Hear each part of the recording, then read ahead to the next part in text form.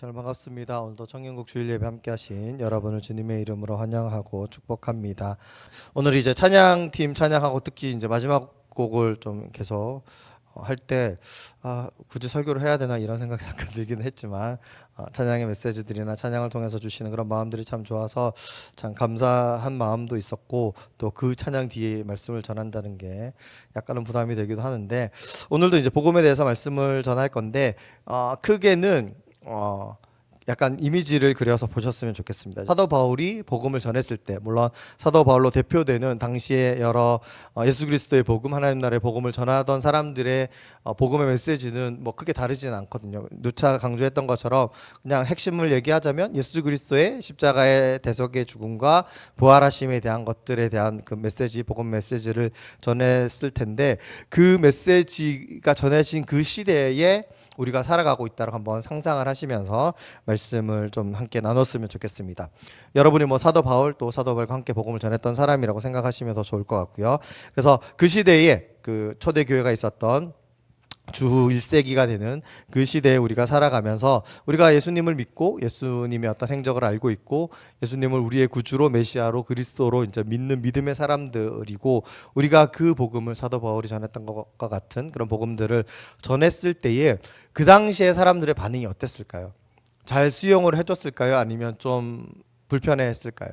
사도 바울이 당시에 복음을 증거했을 때, 하나님 나라의 복음을 증거했을 때, 이 복음을 이렇게 듣는 대상은 크게 구분하면 두 개의 그룹이 있었습니다. 하나의 그룹은 유대인들입니다.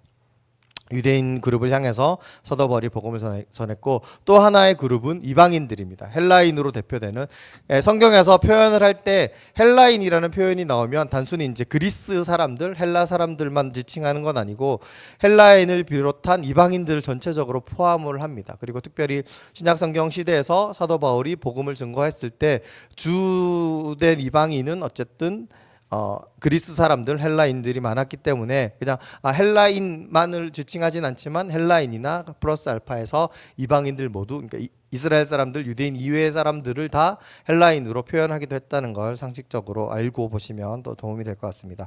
먼저 이제 사도 바울에 대해서 한번 살펴보겠습니다. 사도 바울은 성경에 나와 있는 대로 굉장히 열심히 있는 사람이었습니다. 성경에 있는 표현을 그대로 얘기하자면 바리새파 중에 바리새파라고 했습니다. 바리새인 중에서도 굉장히 열심히 하는, 손꼽히는 사람이었고, 또 이 사람은 또 굉장히 똑똑한 사람이었기 때문에 당대의 석학이라고 할 수 있는, 똑똑한 선생님이라고 할 수 있는 가말리엘이라는 사람의 문화에서 배웠습니다. 그 율법에 정통한 사람입니다. 그리고 이 사람은 사도행전 보면 알듯이 굉장히 열심히 있는 사람이었기 때문에 예수 그리스도를 믿는 사람들, 예수님을 쫓는 그 제자들이 전한 복음으로 인해서 그리스도인이라고 불리는 사람들을 찾아다니면서 박해하고 핍박할 정도로, 그러니까 그들이 잘못되었다 생각했기 때문에 그렇게 할 정도로 굉장히 열심히 있는 사람이었습니다. 게다가 뭐 나중에 밝혀진 거지만 이 사람은 로마 시민권을 가지고 있는 그런 사람이었습니다. 가문으로나 뭐 여러 가지 어떤 가지고 있는 재주로나 굉장히 뛰어난 사람이고 놀라운 사람이었습니다. 회심을 하고 난 다음에 180도 이제 돌변을 해서 자신이 박해했던 예수 그리스도를 오히려 증거하고 전하는 그런 인생으로 바뀌었는데, 이 사도 바울이 1차적으로 복음을 전하고자 했던 사람들은 유대인들이었습니다. 그게 어디서 알 수 있냐면, 사도행전을 잘 보면 사도 바울이 주로 다녔던 곳에, 그러니까 뭐 소아시아가 됐든 나중에 이제 그리스 지역이 됐든 그곳에 찾아간 첫 번째 장소, 첫 번째 건물이 회당이라는 곳입니다. 그러니까 회당은 유대인들이 모여서 이렇게 하나님을 예배하고 주의 말씀을 듣고 또 교육하기도 하는 그런 장소거든요. 그러니까 지금으로 치면 이제 교회와 비슷한 그런 장소이기 때문에 처음에 사도 바울의 주된 어떤 전도의 타겟 대상은 유대인들이었기 때문에 회당을 찾아갔습니다. 왜 그랬을까요? 조금만 생각을 해보면 사도 바울 입장에서도, 사도 바울뿐만 아니라 유대인들에게 예수님에 대한 복음을 전하기가 더 편했습니다. 왜냐하면 이 사람들은 성경을 알았잖아요. 지난주에 얘기한 것처럼 구약 성경을 알았잖아요. 우리의 표현대로라면 예수 그리스도의 죽으심과 부활하심이 성경대로 성경에 예언되어 있었고 그게 성취되었다는 이야기를 하려면 기본적으로 구약 성경을 알고 있는 그런 사람들에게 성경에 나오기를, 우리가 알고 있는, 우리가 어려서부터 배운 이 구약 성경, 히브리 성경에서 말한 바와 같이 우리를 구원하기 위해 누군가가 오기로 했고 이 사람이 우리를 위해 죽었고 이 사람이 다시 살아나셨습니다는 얘기를 성경을 근거로 구약 성경을 근거로 이야기를 해야 되는데 그걸 알고 있는 사람한테 전하는 게 더 유리하잖아요. 확률적으로. 그래서 사도 바울은 1차적으로는 유대인들에게 복음을 전하길 원했습니다. 그 유대인들에게 성경을 알고 있는 사람들에게 복음을 전했을 때 예수 그리스도의 그 십자가의 사건과 죽음의 의미와 다시 성경대로 부활하셨다는 그 사실, 이 복음의 메시지, 복음의 사건, 복음의 사실을 증언했을 때 유대인들은 어떻게 받아들였을까요? 좋다고 했을까요? 아, 너무 좋은 소식이고 너무나 놀라운 소식이니까 내가 바로 믿겠습니다 이렇게 했을까요? 실제로는 그렇지 않다라고 하는 겁니다. 오늘 본문에 있는 이 고백은 사도 바울의 고백이거든요. 고린도전서 1장에 나와 있는. 그래서 거기에서 이 23절에 보면 이렇게 되어 있습니다. 우리는 십자가에 못 박힌 그리스도를 전하였는데 유대인에게는 거리끼는 것이요 이방인에게는 미련한 것이로되라고 되어 있습니다. 이게 이제 사도 바울이 복음을 전했을 때에 유대인과 이방인들에게 전했을 때 이 사도 바울이 받은 피드백입니다. 반응입니다. 일반적이고 계속적으로 받았던 반응이 유대인들에게는 부끄러운 이 소식이 부끄러운 소식, 부끄러운 반응을 부끄럽게 여기는 반응을 받았고 이방인들에게는 미련한 것이라는 피드백과 그런 반응을 받았다는 겁니다. 유대인들이 왜 이걸 부끄러워했냐면 먼저는 신명기 21장 23절 나중에 찾아보시면 거짓말이 아닌 걸 확인하실 수 있습니다. 신명기 21장 23절에 보면 나무에 매달려서 죽은 사람은 하나님께 저주를 받은 사람이라는 그런 구절이 있습니다. 예수님이 어디에서 못 박혀 돌아가셨죠? 십자가인데 십자가가 뭘로 만들어져 있나요? 나무 십자가거든요. 그러니까 예수님이 나무 십자가에서 못 박혀서 죽으셨다고 하는 걸 이 사실, 그러니까 예수님이 죽으셨는데 나무 십자가에서 못 박혀 돌아가셨습니다. 그 죽으심의 의미가 우리를 구원하기 위한 대속의 제물이 되신 겁니다라고 얘기를 하더라도 유대인들이 이 말을 들었을 때 나무에 못 박혀서 죽은 건 하나님께 저주받았다는 뜻인데라고 이해가 된다는 겁니다. 그러니까 이 사도 바울이 전한 이 복음의 메시지, 예수 그리스도의 복음의 어떤 사건들을 전해 들었을 때 유대인들은 그걸 수치스럽게 여기고 부끄럽게 여긴다는 겁니다. 왜냐하면 하나님의 저주받은 사람에 대한 이야기로 들려지니까요. 나무에 매달려 죽은 사람은 하나님께 저주받았다라고 어려서부터 배워서 또 성경에 자신들이 굉장히 중요하게 여기는 토라 율법에 기록되어 있는 신명기에 기록되어 있는 말씀이기 때문에 그렇게 받아들였다는 겁니다. 그뿐 아니라 십자가의 형벌은 굉장히 고통스럽고 괴로운 형벌이기도 합니다. 예수님이 한 6시간 만에 돌아가셨는데 그거는 굉장히 짧은 시간에 돌아가신 거예요. 역사적으로 고증을 해보면 십자가는 서서히 말려 죽이는 그 형벌이기 때문에 며칠 동안 안 죽는 사람도 있었다고 합니다. 또 한 가지 십자가형이 주는 고통은 아픔과 고통 말고도 수치와 부끄러움이 있습니다. 예수님이 거의 벗고 있습니다. 죽는 건 죽는 건데 굉장히 부끄럽고 수치를 주는 모욕을 주는 형벌이 십자가의 형벌입니다. 그 죄인을 굉장히 모욕을 주는, 수치를 주는, 부끄러움을 주는 그 형벌이 십자가의 형벌입니다.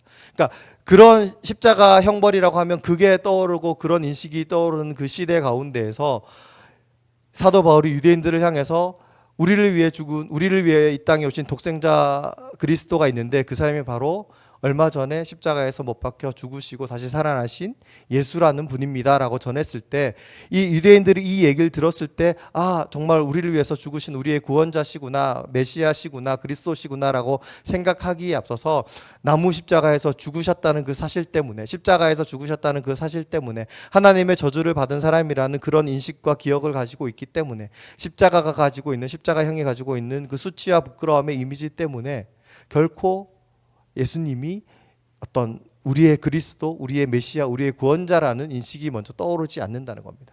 그 이야기를 들었을 때는 오히려 부끄러움을 느끼고 수치를 느낀다는 겁니다. 우리는 이제 목걸이에 달기도 하고 뒤에 여기 달아놓기도 하고 교회 꼭대기에 붙여놓기도 하고, 그러니까 예수 그리스도의 그 사랑과 은혜를 기억하면서 그 복음의 메시지를 알고 있기 때문에 이제 그걸 우리의 어떤 상징물로 가지고 있지만, 만약에 그 시대에 이런 건축물이 있고 그런 장신구를 하고 있었다면 굉장히 좀 이상하게 여겼을 겁니다. 왜 저걸 저렇게 하고 다니지? 라고 느껴질 정도로 십자가는 그때 당시에는 수치와 모욕과 부끄러움의 상징이었고 저주받은 어떤 이미지였다는 겁니다.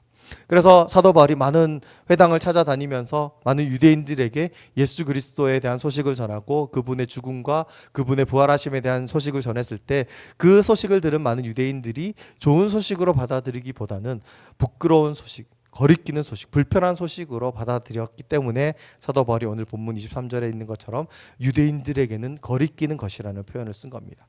헬라인, 그리스인 하면 어떤 이미지가 떠오르시나요? 지금까지도 영향을 주고 있는 가장 이성적이고 논리적이고 철학적인 그런 문화, 그런 문명을 가진 사람들이 바로 이 헬라 사람들이라는 겁니다. 그 사람들에게 예수 그리스도의 복음을, 또 예수 그리스도의 사건을 전했을 때 이 사람들이 이 이야기를 미련한 것으로 여겼다는 겁니다. 상식적으로 한번 생각해 봅시다. 뭐 다른 걸 다 떠나서 일단 그 복음에 대한 메시지를 처음 전했을 때 이 복음이라고 하는 이 단어, 이 표현은 누가 사용하는 거라고 얘기를 했었나요? 황제가 사용하는 겁니다. 로마 황제의 기쁜 소식, 좋은 소식을 전하는 게 복음이라는 그 말의 어원이고 배경입니다. 제국의 식민지 중에 저 변두리에 있는 유대 땅의 한 사람에 대한 소식을 전할 때 복음이란 단어를 썼다면 그 사람은 정말 황제를 능가하는, 황제의 버금가는 어떤 왕적인 존재, 신적인 존재, 놀라운 소식을 전하는 그런 대상이 되어야 될 텐데 그 사람에 대한 소식인가 해서 주의 깊게 귀를 기울여 들여봤더니 죽었다는 겁니다. 그것도 십자가에 못 박혀 죽었다는 겁니다. 아까 말씀드린 것처럼 십자가는 그 당시에 그런 이미지였거든요. 죄인 중에 가장 극심한 형벌 중에, 모욕을 주는 형벌 중에 최악의 형벌 중에 하나가 이 십자가형이었는데 그 십자가에서 죽었다는 겁니다. 더 말이 안 되는 건 다시 살아났대요. 이 사람이 죽었는데. 막말로 여러분, 지금 우리가 살고 있는 이 시대 가운데 우리를 구원하실 메시아가, 우리를 구원하실 어떤 사람이 이 땅에 오셔서 죽었는데 다시 살아나셨다고 얘기하면 믿으시겠어요? 그러니까 사람이 죽었다가 다시 살아나는 말이 안 되잖아요. 상식적이지 않잖아요. 헬라 시대를 살았던, 그 헬라 철학, 헬라 사상을 가지고 있던 굉장히 논리적이고 이성적인 그 사람들이 듣기에는 이 말이 이해가 안 된다는 겁니다. 수용이 안 된다고 합니다. 어떻게 사람이 죽었는데 다시 살아날 수 있어? 이것부터 부딪힙니다.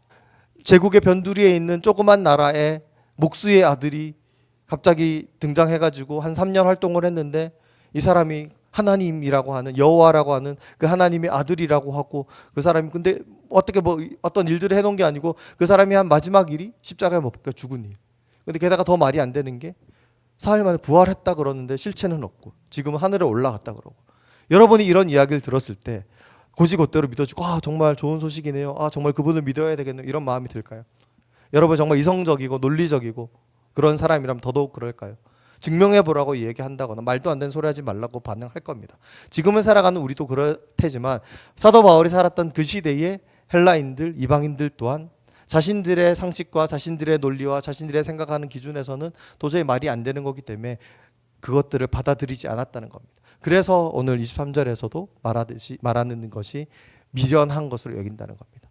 그 사람들에게 전해진 복음이나 우리가 지금 전해 들은, 또 제가 몇 차례 얘기하는 예수 그리스도의 복음의 그 사건들 똑같은 얘기를 들었습니다. 근데 그 사람들은, 유대인들은 거리끼는 것으로 받아들였고 헬라인을 비롯한 이방인들은 미련하고 모자란 것으로. 만약에 우리가 사도 바울과 같이 계속해서 이제 복음을 전하고 예수님이 정말 믿으니까 전하겠죠. 예수님에 대한 이 사건들, 십자가의 사건과 그 의미와 또 부활하심에 대한 사건들을 열심히 전하고 증거했는데 돌아오는 피드백마다 유대인들은 수치스럽고 부끄럽게 여기고 조용히 하라 그러고, 이방인들은 이상한 소리 하고 있네, 미친 소리 하고 있네, 미련한 것으로 여기면서 되게 무시하고 이러면 계속 전하고 싶을까요? 그럼에도 불구하고 사도 바울은 전했잖아요. 이 사람이 대단한 사람이라서 그랬을까요? 근데 뭐 대단한 사람이기도 하지만 분명히 사도 바울은 봤기 때문에 그렇습니다. 자신이 경험했고 자신이 목격했기 때문에 그렇습니다. 어떤 걸 목격했냐면 24절에 있는 말씀 제가 한번 읽어볼게요. 24절에 보면 이렇게 되어 있습니다.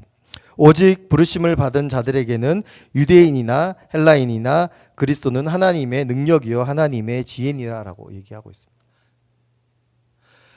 사람들이 생각하기에 유대인이 됐든 이방인이 됐든 헬라인이 됐든 이 사람들이 처음에 복음을 들었을 때 일반적인 반응은 유대인들은 부끄러워하고 이방인들은 미련한 것으로 여겼는데, 신기하고 놀랍게도 복음을 전하니까 그 복음이 전해지고 복음이 증거되는 그곳에서 유대인들이든 헬라인이든 이방인이든 복음을 들은 사람들 중에 그 부르심에 합당한 사람들은 예수님을 정말 그리스도로 인정하기 시작했고 믿기 시작했다는 겁니다.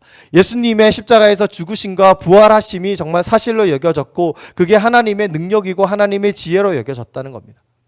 사도 바울이 이런 것들을 경험하지 않았다면 계속해서 복음을 전하지 않았겠죠. 계속 실패하고 계속 거부당하고 계속 조롱당했는데 전할 이유가 없죠. 하지만 그럼에도 불구하고 사도 바울이 복음을 증거했을 때 무시당하고 모욕당하고 미련하다고 손가락질 받음에도 불구하고 그 복음을 전했을 때 어떤 누군가는 유대인 중에 어떤 누군가도 하나님의 능력으로 하나님의 지혜로 하나님의 놀라운 신비로 받아들이고 이방인 중에 어떤 사람들도 이 사실을 듣고 정말 성경에 대해서 전혀 알지 못하고 하나님에 대해서 여호와 하나님에 대해서도 전혀 알지도 못하는 이런 사람들마저도 예수님이 정말 하나님이 살아계신 참되신 하나님이시고 그분의 독생자 예수 그리스도가 온 인류를 구원하기 위해서 우리를 구원하시기 위해서 이 땅에 오셔서 죽으시고 부활하셨다는 그 사실들을 믿기 시작했다는 겁니다. 데살로니가 교회 교인들 사람들처럼 상식적으로 이성적으로는 이해가 안 되고 수용이 안 돼야 되는 게 맞는데 내가 그게 믿겨지고 믿어져서 내 인생을 내 삶을 그 복음에 올인하는 복음으로 던지는 그런 자신들의 모습을 발견하게 된다는 겁니다. 이 가운데에서 하나님의 능력과 하나님의 지혜가 나타났다는 겁니다. 복음이 그 사람 안에 들어가서 좀 더 엄밀하게 얘기를 하자면 그 사람이 이 복음을 들은 사람이 부르심을 받은 그 사람들이 유대인이 됐든 이방인이 됐든 누가 되었든지 간에 복음에 잠겨서 복음에 빠져서 이제 세상을 바라보게 되고 또 하나님을 바라보게 되고 예수 그리스도의 그 복음의 사건을 바라보았을 때 그게 믿겨지기 시작했다는 겁니다. 그게 나에게 얼마나 의미가 있고 나의 생명과 나의 영혼을 살리는 얼마나 놀라운 좋은 소식이었는지를 이제 복음에 푹 잠겨서 보니까 이제 보이기 시작했다는 겁니다. 그 이전에는 알 수 없었고 그 이전에는 볼 수 없었던 그런 새로운 세계가 믿음의 세계가 놀라운 은혜의 세계가 하나님이 역사하시고 하나님이 계획하시고 하나님이 인도하시는 그런 구원의 계획하심들이 복음 안에 들어가서 보니까 이제 보이기 시작했다는 겁니다. 그런 사람들을 하나님이 택하시고 부르셨는데 이게 한두 명이 아니고 수십, 수백, 수천 명이 되고 가는 곳곳마다 복음이 증거되는 곳마다 주를 믿는 믿음의 사람들이 생겨난다는 겁니다. 인간의 상식으로는 인간의 이해로는 본인 자신들이 가지고 있는 어떤 경험들이나 또 가지고 있었던 철학이나 사상으로서는 도저히 이해가 안 되고 용납이 안 되고 수용이 안 되는 그 일들이 복음으로 말미암아서 하나님의 능력으로 하나님의 지혜로 하나님이 택하시고 하나님이 선택하시고 하나님이 예비하신 사람들을 통해서 복음이 전해지고 복음이 증거되고 복음의 사람들이 생겨나기 시작했다는 겁니다. 복음의 공동체들 초대교회들이 만들어지기 시작했다는 겁니다. 복음으로 하나님을 알게 되고 하나님을 믿고 예수 그리스도를 구주로 믿는 사람들이 자꾸 생겨나니까 그 사람들의 입술을 통해서 복음이 증거되고 전파되고 그래서 지금 우리에게까지 그 복음이 증거되었다는 겁니다.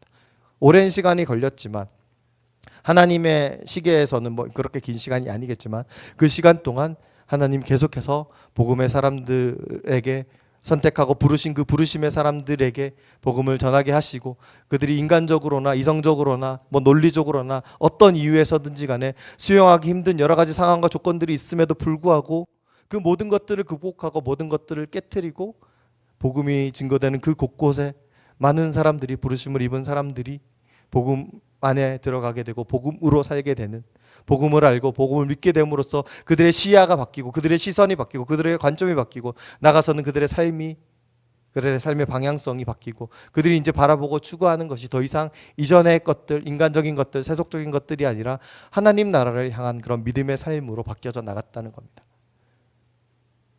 많은 사람들이 지금도 복음을 불편해할 수 있습니다. 복음을 어려워할 수도 있고 부끄러워할 수도 있습니다. 또 굉장히 미련한 것이라고 생각하고 무시하고 조롱할 수도 있습니다. 하지만 사도 바울이 활동했던 그 시대도 그렇고 또 지금도 그렇고 여전히 하나님이 부르신 사람들에게는 이 복음의 소식이 또 복음으로 붙들림 받은 사람들에게는 하나님의 능력이 되고 하나님의 지혜가 되기 때문에 우리와 같이 믿음의 공동체를 이루어 나갈 거고 이 공동체 안에서 믿음의 공동체 안에서 우리가 드리는 예배와 또 우리가 함께 나눈 나눔들 가운데서 살아계신 하나님의 놀라우심들을 경험하게 되고 하나님이 부어주시는 하나님의 능력과 하나님의 지혜를 경험함으로써 더욱더 온전한 믿음의 사람 복음의 사람들로 살아갈 수 있게 된다는 겁니다. 제가 좋아하는 작가 중에 C.S. 루이스라는 작가가 있거든요. 그 작가의 묘비에 있는 글을 한번 읽어드리겠습니다. 나는 태양이 떠오르는 것을 믿듯 기독교를 믿습니다. 그것을 볼 수 있기 때문만은 아닙니다. 그것을 통해 모든 것을 볼 수 있기 때문입니다라고 이 C.S. 루이스라고 하는 이 작가가 자기 묘비에 이 글이 기록되어 있답니다. 우리가 하나님을 믿는다고 하는 것은 이와 같습니다. 우리가 하나님을 믿는 건 정말 하나님이 참이기 때문에, 하나님이 사실이기 때문에, 또 예수 그리스도의 그 복음의 사건이 참이고 사실이기 때문에 우리가 믿는 건 맞습니다. 하지만 단순히 그게 태양과 같이 분명하게 존재하는 것이기 때문에 믿는 것일 수도 있겠지만, 하나님은 그것을 통해서 이 어두운 세상, 죄악으로 물든 세상을 더욱더 온전하게 회복시키기 위해서, 생명이 가득 차게 하기 위해서 하나님의 놀라우신 구원의 일들을, 사역들을 진행하고 계시고, 마침내는, 마지막에는 하나님의 나라가 온전히 이루어지도록 회복시키실 겁니다. 또 그 일을 위해서 이스라엘 민족을 택하셨듯이 또 예수 그리스도 믿는 믿음의 사람들을 택하셔서 계속해서 복음이 증거되고 복음이 선포되고, 그 복음이 증거되는 곳곳마다 하나님의 나라가 이루어져 가는 것들을 계속해서 진행하고 계실 겁니다. 그런 구원의 사건들을 진행하고 계실 겁니다.